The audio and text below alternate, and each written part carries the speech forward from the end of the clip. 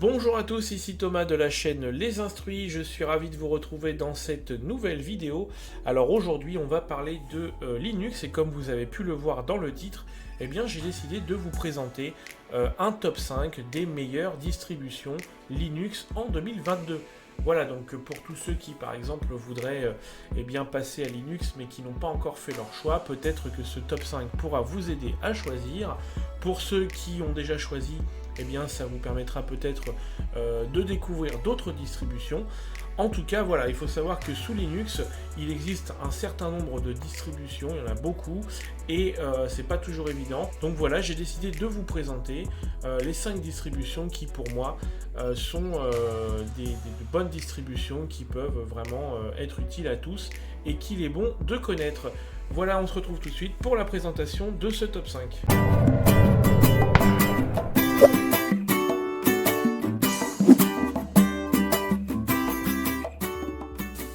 Alors avant de vous dévoiler la liste de ce top 5, je tiens juste à faire une petite parenthèse. Quand je parle de meilleure distribution Linux, il faut savoir qu'en fait, il n'y a pas vraiment de meilleure distribution. La meilleure distribution n'existe pas. Chaque distribution Linux va avoir en fait son lot d'avantages et d'inconvénients. Cela va dépendre beaucoup de l'utilisateur et de ses attentes. Donc il est évident que, en fonction de mes attentes, de mes besoins et de ce que j'aime sous Linux, eh bien mon top 5 à moi ne sera pas forcément le même que vous. Cela va beaucoup dépendre de vos attentes encore une fois. Donc il faut savoir également aussi que pour réaliser un top 5, c'est pas forcément évident puisque cela va dépendre également des critères. Donc moi j'ai basé ce top 5 en répondant à quelques critères bien précis. Donc d'entrée de jeu, c'est pour cela que certaines distributions peuvent être populaires, vous ne les verrez pas apparaître dans ce top 5 puisqu'en fait elles ne répondent pas aux critères que moi j'ai définis pour cette vidéo. Alors justement, concernant les critères, voici les 4 critères que j'ai choisis pour établir justement eh bien, la liste du top 5 des meilleures distributions Linux en 2022. J'ai décidé dans un premier temps de ne sélectionner que les distributions qui peuvent eh bien, permettre de faire de la bureautique. J'ai pas pris les meilleures distributions parmi les distributions destinées aux serveurs. J'ai bien pris pour la bureautique. Ensuite, j'ai cherché des distributions qui pourraient justement être utilisées par un utilisateur lambda, donc un monsieur et madame tout le monde, quelqu'un qui pourquoi pas également débute sous Linux. Donc voilà, l'idée c'était vraiment de présenter des distributions qui peuvent être accessibles à tout le monde et pas seulement aux experts en informatique. Ensuite, une facilité d'utilisation dans la distribution, donc notamment en essayant de faire le plus de choses possible via l'interface graphique, parce que tout le monde, surtout les utilisateurs lambda, n'aiment pas forcément passer par le terminal.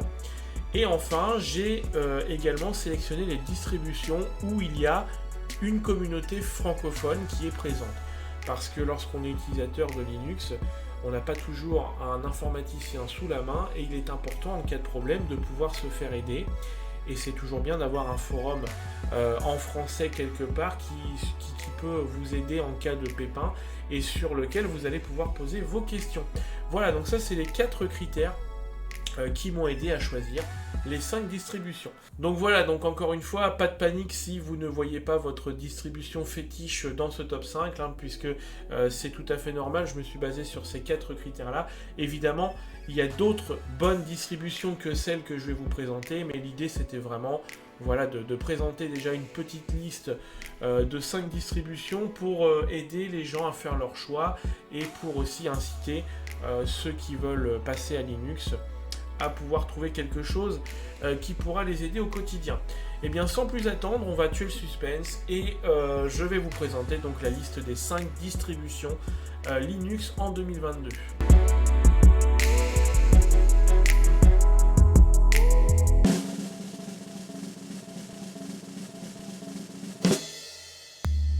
Et bien voilà, en 5e position de ce top 5, la distribution Fedora. Voilà, la Fedora qu'on ne présente plus évidemment.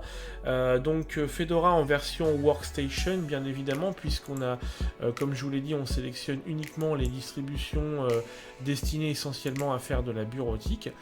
Donc Fedora, c'est une distribution qui peut très bien convenir pour un utilisateur dans lambda, puisque maintenant c'est vrai que c'est extrêmement simple par rapport à ce qui se faisait avant.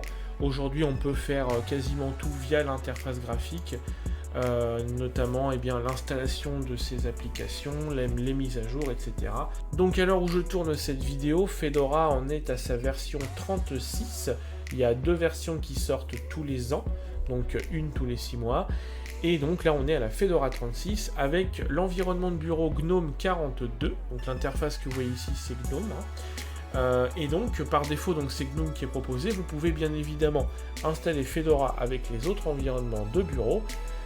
Ici donc vous avez donc la version GNOME comme je vous le disais, avec on retrouve le fameux menu des applications, voilà, avec tout ce qui est installé par défaut dans la distribution. Donc c'est vraiment quelque chose qui est accessible pour, je pense, un débutant. C'est stable, il n'y a pas de problème. Ça fonctionne bien. Donc que ce soit pour les mises à jour ou pour l'installation de logiciels, donc vous avez l'application logiciel en interface graphique où vous pouvez à partir de là installer les applications qui vous intéressent, et vous pouvez également gérer les mises à jour. Donc tout se passe en interface graphique. On n'est pas obligé d'utiliser le terminal si on n'aime pas ça. Voilà, en tout cas, c'est vraiment une bonne distribution qui fonctionne bien. Vous avez la possibilité de pouvoir être assisté autant que vous pouvez si vous en avez envie. Alors Fedora utilise donc le gestionnaire de paquets DNF qui prend en charge les paquets .rpm.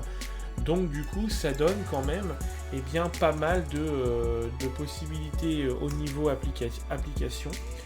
Il y a vraiment un large panel d'applications qui existent et qui peuvent être pris en charge sous cette distribution. Alors au niveau de l'installation, c'est très facile, le Fedora utilise l'installateur Anaconda qui permet de pouvoir installer la distribution le plus simplement du monde, il n'y a pas de complications. Petit bémol toutefois par rapport à la distribution, il y a parfois des petits problèmes de reconnaissance matérielle.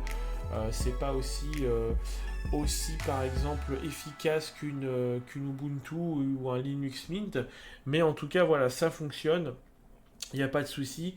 Au niveau de la communauté francophone, vous avez donc le forum, ici forum.fedora-fr.org. Vous avez la possibilité de vous faire aider en cas de problème. Vous avez quand même pas mal de monde là-dessus. Et vous pourrez également accéder à la documentation ici pour pouvoir utiliser votre distribution. Donc ça c'est vraiment un gros plus, parce que quand on débarque dans le monde de Linux, c'est toujours bien d'avoir une communauté francophone qui existe. Et vous avez l'association Borsa Linux qui existe et qui justement gère cette partie Fedora francophone. Fedora en version Workstation que je vous invite à essayer si vous le souhaitez, parce que c'est vraiment une très bonne distribution. J'ai un iMac à la maison et j'ai enlevé macOS et j'ai mis Fedora à la place pour essayer, et en fait ça fonctionne très bien. C'est vraiment bien reconnu au niveau matériel, et puis au niveau puissance, on est sur des performances quasi identiques à un PC, quoi. Donc là-dessus, pas de problème. On va maintenant passer donc à la 4e distribution de ce top 5.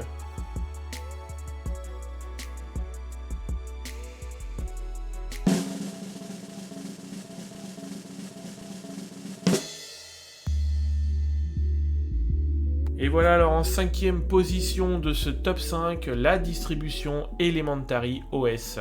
Donc c'est une distribution qui est basée sur Ubuntu et qui incorpore la plupart de ses outils. À l'instar de la Logitech d'Ubuntu par exemple, on va retrouver le centre d'application qui va permettre de gérer vos logiciels et mises à jour. Alors il est beaucoup moins bien foutu que la Logitech d'Ubuntu, je le trouve pas forcément très bien abouti, le centre d'application, mais bon, néanmoins vous pourrez du coup gérer pas mal de choses via l'interface graphique. Donc vous avez la partie logiciel et la possibilité de gérer évidemment vos mises à jour. Donc là-dessus pas de souci, c'est vraiment intuitif. L'interface a été conçue pour ressembler à macOS. Voilà, c'est pour ceux qui ont déjà utilisé un Mac d'Apple.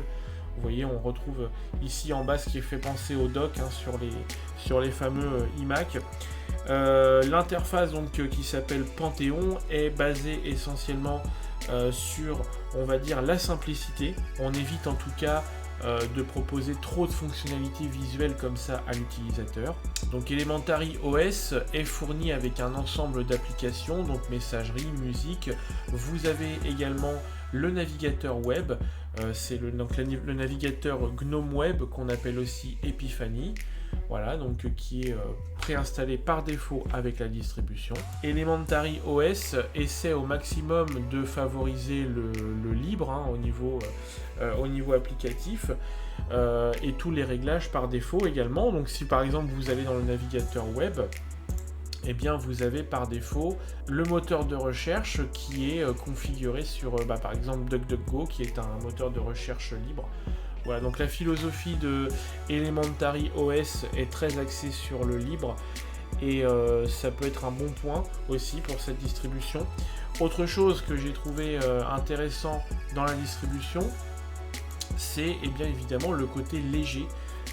Vraiment, vous voyez, par défaut, à l'installation, ma distribution ne consomme que 640 MO au niveau mémoire. Donc ça a été favorisé par les dépendances qui sont limitées et puis une simplification évidemment dans le code et dans l'interface, ce qui rend vraiment cette distribution légère. Elementary OS incorpore évidemment de plus en plus le Flatpak, donc ça peut être une très bonne chose aussi pour les applications. Voilà, donc c'est une distribution qui peut être un très bon choix pour quelqu'un qui souhaite passer à Linux, même s'il y a quand même quelques petits points négatifs, comme par exemple un certain manque de finition au niveau de la distribution en elle-même. Comme je vous disais tout à l'heure aussi, le centre d'application que je ne trouve pas aussi abouti que la Logitech d'Ubuntu par exemple, ou encore l'application logicielle que nous avons vue sous Fedora juste avant.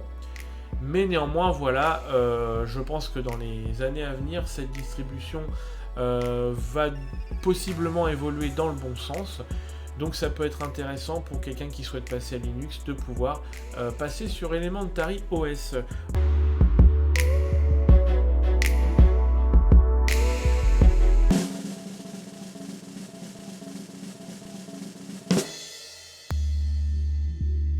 Et bien voilà, alors en troisième position de ce top 5, la distribution PopOS. PopOS qui est une distribution basée sur Ubuntu et qui a été créée par la société System76 ou System76 en anglais. Alors cette société est une entreprise américaine qui en fait fabrique et répare des ordinateurs. Et du coup, ils ont créé leur propre distribution qu'ils installent dans leurs équipements et qu'ils vendent à leurs clients. Voilà, donc quand vous achetez un ordinateur chez System76, à l'intérieur, vous avez PopOS qui est déjà installé par défaut. Donc ils ont bidouillé leur propre distribution à partir d'une Ubuntu et du coup, ils entretiennent et mettent à jour cette distribution. Alors PopOS, c'est vraiment quelque chose de très puissant, ça a vraiment été bien retravaillé. Alors c'est une distribution qui est adaptée à plusieurs niveaux d'utilisateurs, que ce soit un utilisateur débutant, expérimenté ou même un gamer. C'est vraiment une distribution qui va répondre aux attentes de chacun et en plus voilà, elle est performante. Alors c'est une distribution qui est très jeune puisqu'elle a été créée en 2017. La première version a été basée sur la 17.10 d'Ubuntu. Donc je pense que dans les années à venir, ça va être très intéressant de suivre cette distribution. Ce qui est pas mal également, c'est la prise en charge du matériel. Personnellement, je l'ai installé à la maison et c'est vrai que automatiquement, le matériel est reconnu. Et d'ailleurs, vous avez la possibilité carrément au niveau de l'installation. Vous pouvez choisir, si vous avez une carte Nvidia, comme c'est le cas pour moi, de choisir directement une image disque avec les pilotes Nvidia incorporés à l'intérieur. Sinon, vous pouvez rester sur une image avec uniquement du libre à l'intérieur si vous le souhaitez. Mais voilà, en tout cas, c'est vraiment intuitif et facilité pour un débutant. L'installation, c'est un jeu d'enfant, personnellement. En quelques clics de souris, la distribution est installée et vous pouvez vous en servir aussitôt au bout de quelques minutes. Donc ça, c'est vraiment le gros point positif. Alors quelques petits points négatifs tout de même. Premièrement, un des critères n'était pas rempli. Je vous avais dit que je cherchais à mettre dans mon top 5 des distributions où il y avait entre autres la présence d'une communauté francophone. Ce n'est pas forcément le cas pour PopOS, alors il n'y a pas de communauté francophone pour la distribution PopOS, mais comme elle est en lien avec Ubuntu, et bien évidemment, vous pouvez aller sur le forum Ubuntu et si vous avez besoin de vous faire dépanner sur PopOS, et bien généralement les propositions qu'on vous fera côté Ubuntu pourront très bien s'adapter à PopOS puisque ce sont les mêmes outils. Deuxième petit point négatif également que j'ai pu relever, certaines parties de l'interface ne sont pas encore traduites en français. Donc par exemple, vous voyez ici en bas, ça n'a pas été traduit, c'est encore de l'anglais, tandis que là, pour le coup, les applications sont bien en français. Alors PopOS est livré avec son ensemble d'outils, vous avez également le PopShop qui vous permet de pouvoir télécharger des logiciels et notamment basés sur du Flatpak. Voilà, donc c'est très intéressant et ça offre quand même un large panel d'outils à votre disposition. Alors découvrons sans plus attendre maintenant la distribution qui arrive en deuxième position de ce top 5.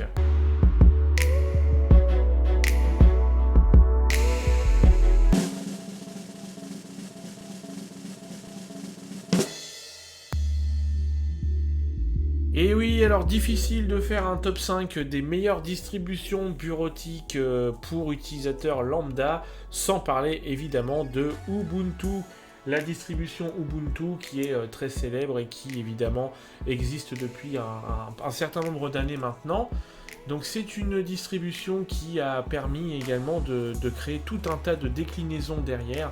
Donc il y a différentes variantes qui existent pour Ubuntu. Vous pouvez également utiliser Ubuntu Budgie, Kubuntu, voilà, Xubuntu, Ubuntu Mate, Lubuntu, Ubuntu Studio, etc., etc. Même si c'est pas forcément mon choix de prédilection, ça reste quand même une très bonne distribution.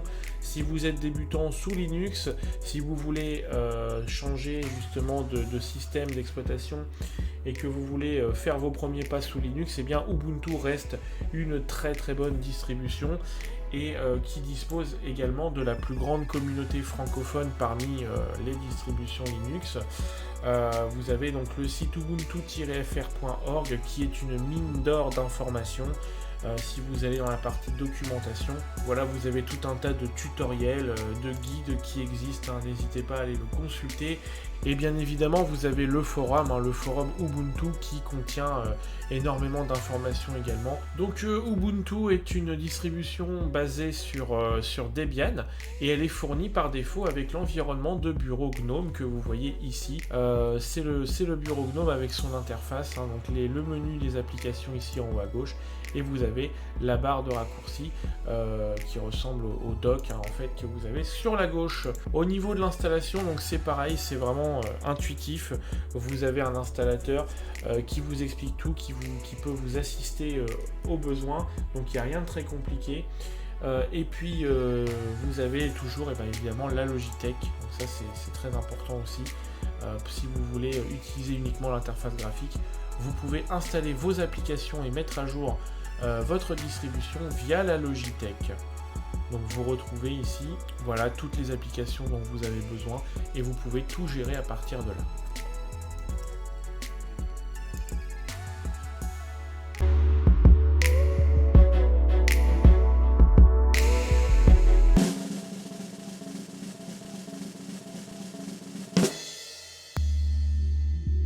Et voilà, alors maintenant en première position de ce top 5, j'ai nommé Linux Mint. Voilà la distribution Linux Mint qui est basée sur Ubuntu et qui arrive en pole position de ce classement. Donc si vous êtes encore une fois un utilisateur débutant ou même avancé sur Linux, cette distribution reste un très bon choix. Alors Linux Mint est livré par défaut avec l'environnement de bureau Cinnamon, voilà.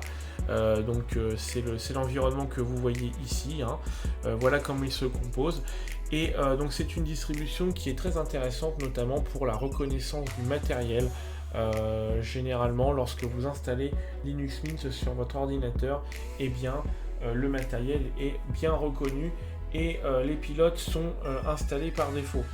Alors Linux Mint est proposé en plusieurs versions, donc là je suis, comme je vous l'ai dit, sur la version par défaut qui est Cinnamon. Si vous avez un ordinateur un peu plus ancien qui date des années 2000, eh bien je vous conseille plutôt d'utiliser un autre environnement de bureau comme par exemple XFCE, parce que Cinnamon a tendance à être un petit peu gourmand tout de même. Alors Linux Mint embarque quelques applications par défaut, donc par exemple la suite bureautique LibreOffice qui est installée, Rhythmbox pour la musique, Hypnotix qui vous permet de pouvoir regarder les chaînes télé, voilà, et vous avez également au niveau du navigateur, Firefox Web Browser qui est installé par défaut, la messagerie Thunderbird, et au niveau graphique, donc vous avez Pix et Drawing qui sont installés. Voilà. Donc la distribution étant basée sur Ubuntu, comme je vous le disais, donc vous avez le gestionnaire de paquets apt et des PKG qui vous permet également de gérer les paquets .deb. Voilà, donc vous avez vraiment le large panel applicatif habituel. Et alors sur Linux Mint, ce qu'on n'avait pas sur PopOS, vous avez par contre la communauté francophone, donc vous avez le forum francophone de Linux Mint qui est ici, voilà, et vous pouvez aller le consulter si vous avez besoin d'aide ou vous faire dépanner sur votre distribution. Voilà, donc nous avons maintenant terminé avec ce top 5 des meilleures distributions Linux en 2022. Donc pour résumer, voici le classement.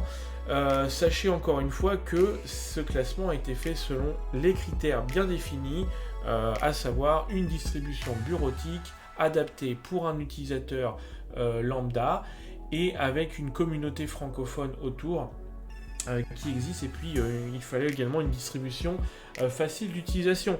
Donc évidemment, encore une fois, certaines distributions intéressantes sont absentes de ce classement, mais il fallait bien faire un choix à un moment donné. En tout cas, je pense que ce classement pourra aider des utilisateurs débutants sous Linux à faire leur choix, pourquoi pas. Si j'avais dû, moi personnellement, faire mon propre classement des 5 meilleures distributions Linux que j'aime beaucoup, j'aurais par exemple mis la distribution OpenSUSE à l'intérieur. Néanmoins, je ne l'ai pas retenu pour ce classement puisque je la trouve pas forcément adaptée pour un débutant. Au niveau installation logicielle par exemple, je trouve que il n'y a pas vraiment d'équivalence avec la Logitech. Donc j'espère que ce top 5 vous a plu. N'hésitez pas à mettre en commentaire les distributions que vous utilisez si vous êtes déjà un utilisateur Linux. N'hésitez pas également à mettre dans les commentaires de la vidéo si vous souhaitez une vidéo sur une distribution précise de manière plus approfondie. Voilà, si vous souhaitez que je rentre dans les détails pour une distribution en particulier, n'hésitez pas à me le faire savoir. En tout cas, je vous remercie à tous pour votre attention et je vous dis à très bientôt pour une nouvelle vidéo sur la chaîne Les Instruits. Bye bye.